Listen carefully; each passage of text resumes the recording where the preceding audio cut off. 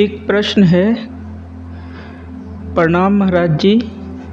महाराज जी, बचपन से मुझे ऐसा लगता था कि इस ब्रह्मांड में कोई है जो कि मेरा प्रेमी है, पर मुझे पता नहीं है कि वो कौन है। सभी मेरे अज्ञात प्रेमी की बात पर हंसते थे, पर मेरा हृदय जानता था कि इस ब्रह्मांड में कहीं ना कहीं तो वह है जो एक दिन मुझे ज़रूर मिलेगा। YouTube पर कई सारे गुरुओं को सुना करती थी। एक गुरु मुझे जीते जागते परमात्म स्वरूप लगने लगे। काफ़ी यत्न करने के पश्चात मेरी उनसे बात भी हुई, परंतु फिर भी चित्त शांत नहीं है। मेरा प्रश्न यह है कि इतनी साधना की, जीवन की समझ भी पैदा हुई, फिर कमी कहाँ हो रही है? हृदय की शांति कहाँ खो गई है?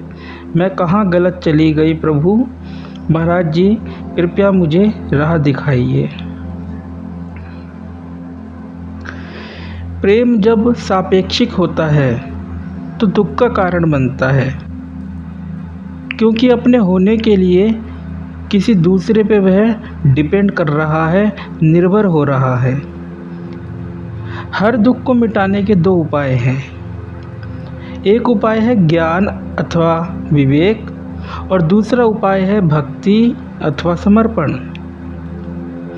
इन दोनों उपायों को समझना आवश्यक है तथा यह जान लेना भी आवश्यक है कि परिणाम की दृष्टि से ये दोनों उपाय एक ही हैं, भिन्न कदापि नहीं है।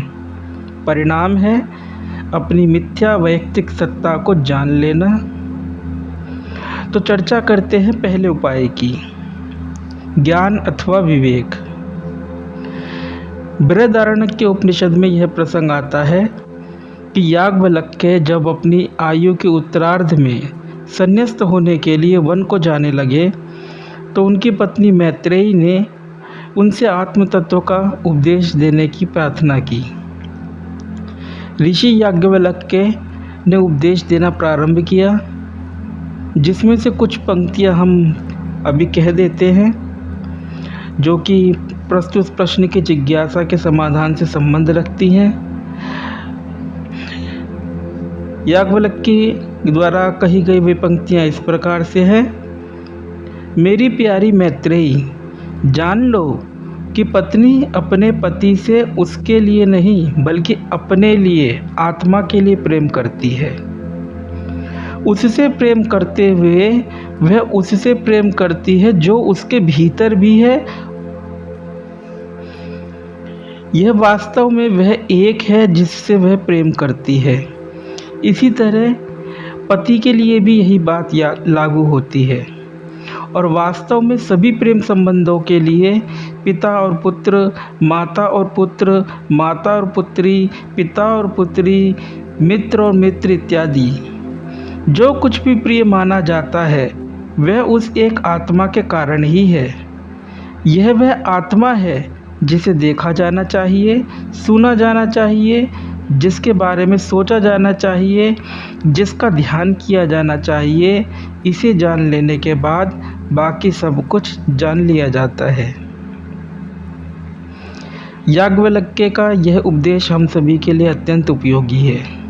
हम कभी किसी से प्रेम नहीं करते, हम सदैव स्वयं से प्रेम करते हैं।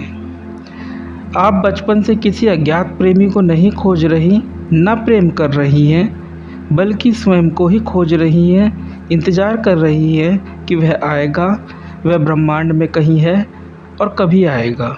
बस यहीं पर ही तो सारा अज्ञान है। अज्ञान यह है कि आप उस अज्ञात प्रेमी को बाहर खोज रही हैं।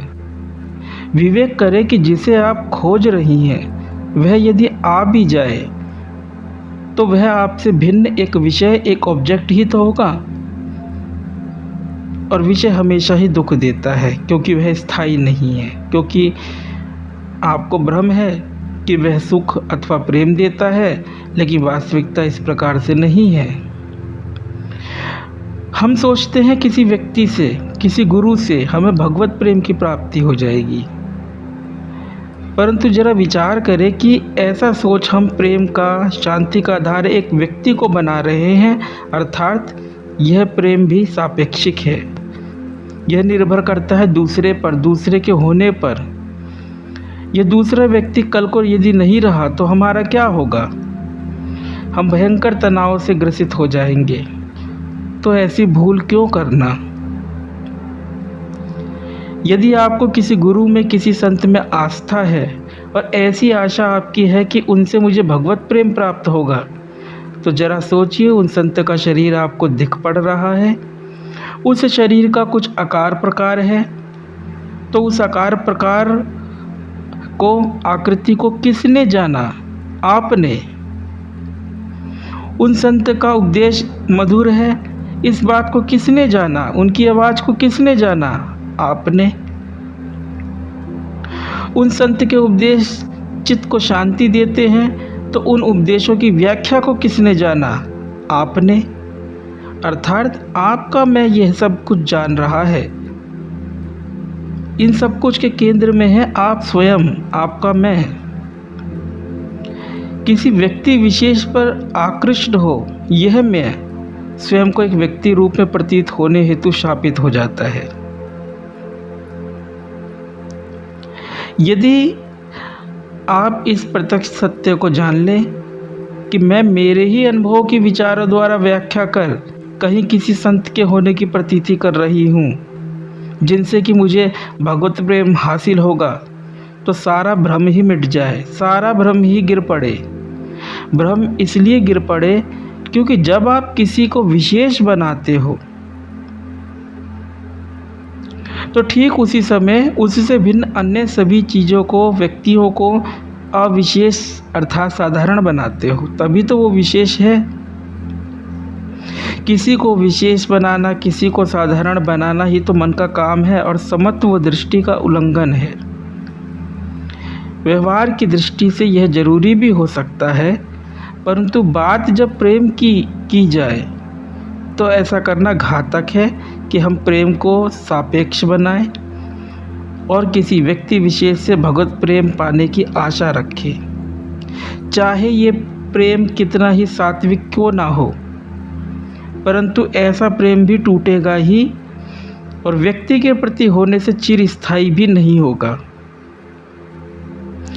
चूँकि आप स्वयं को एक देह, एक व्यक्ति मानती, जानती एवं समझती हैं, इसलिए जिन संत से भी आप संपर्क में हैं उसे भी एक व्यक्ति मानती, जानती एवं समझती हैं। और चूँकि ऐसा आप करती हैं, इसलिए ही आप उनमें विशेष गुणों को देखा करती हैं, क्योंकि गुण व्यक्ति के ही हो सकते हैं, आत्मा के नहीं। जो वस्तुतः प्रेम का स्रोत है, या कहें खुद प्रेम ही है, जिसे कि ढूंढना नहीं है बल्कि ठहरना मात्र है, जिसके होने से आप स्वयं को एक व्यक्ति रूप में तथा उन संत जी को भी एक व्यक्ति रूप में जाना करती हैं, उस प्रेम के स्रोत पर आइए, अर्थात अपने मैं पर आइए। क्योंकि जिस ब्रह्मांड में आप अपना अज्ञात प्रेमी खोजती रही हैं, वह ब्रह्मांड उसी मैं में है। इसके अतिरिक्त वह संत जी आपके मन की बनाई हुई छवि मात्र है, प्रतीति मात्र है। छवियों से कैसा प्रेम करना, छवि छवि ही होती है। भगवान बुद्ध के शिष्य आनंद को उनसे बड़ा मोह था। तथागत जब शरीर त्याग करने लगे तो आनंद रोने लगा। तथागत बोले, रोते क्यों हो आनंद? आनंद ने कहा, भंते, रोता इसलिए हूँ क्योंकि आप जा रहे हैं। अब हमारा मार्गदर्शन कौन करेगा? तथागत बोले, आनंद अपदीपो भव, अर्थात आनंद अपना दीपक स्वयं बनो। कुछ सीखे इस प्रसंग से, सीखे किसी से भी, किसी पर भी निर्भर मत बनो, किसी से भी आशा मत करो प्रेम की। भगवत प्रेम के संदर्भ में कह रहे हैं। ऐसा ही एक अन्य प्रसंग भी है। इंद्रभूति गौतम का भगवान महावीर के प्रति भयंकर मोह था। वह उनकी निजी सेवा में था, जैसे कि आनंद तथागत गौतम बुद्ध की सेवा में थे। इंद्रभूति गौतम के स्वयं की देह तथा व्यक्तित्व के प्रति मोह को देखते हुए भगवान महावीर ने अपनी देह त्याग से पूर्व उसे जानबूझकर सोम शर्मा नामक ब्राह्मण को उपदेश करने के लिए उसके गांव भेज दिया और उसकी अनुपस्थिति में इधर अपनी देह त्याग कर दी। इसलिए समझिए इसे कि किसी देह व्यक्तित्व के प्रति प्रेम न होकर मोह ही है। प्रेम सापेक्षिक न होकर निरपेक्ष अनकंडीशनल होता है। प्रेम सदैव अनकंडीशनल होता है यदि वह वस्तुतः प्रेम है। अभी तक चर्चा की गई ज्ञान के उपाय के द्वारा दुख को दूर करने की बात पर। अब दूसरे उपाय पर चर्चा करते हैं, भक्ति अथवा समर्पण की बात पर। जो भी परिस्थिति आपकी है उसे ऐसा मानकर स्वीकार कर लीजिए कि मैं कुछ विरोध नहीं करती, जैसा है यह वैसा ही ठीक है। जो भी अच्छा बुरा अब तक मिल रहा है और आगे मिलेगा, उसे संपूर्ण भाव से स्वीकार कर, उस सबसे विरोध तनिक भी ना कर। जो भी परिस्थिति आए या आएगी, उस परिस्थिति के साथ एक हो जाइए, अविरोध में आ जाइए। तो हम कहते हैं कि वह अज्ञात प्रेमी धराया मिल जाएगा। आपका उसे ढूंढना ही उससे आपकी दूरी है। ढूंढने से ही वह दूर है, और ढूंढना बंद करने से, सब कुछ स्वीकार कर लेने से आप मिट जाएंगी, वह रहेगा, क्योंकि वह हमेशा से ही है जो कि अज्ञात प्रेमी है।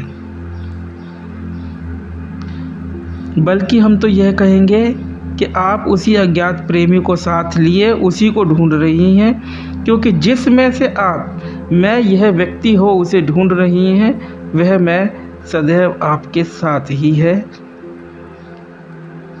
ओम। अगर आपको यह वीडियो पसंद आया है तो वीडियो को लाइक जरूर करें और चैनल को सब्सक्राइब कर इस ज्ञान के प्रवाह में अपनी श्रद्धांजलि अर्पित करें।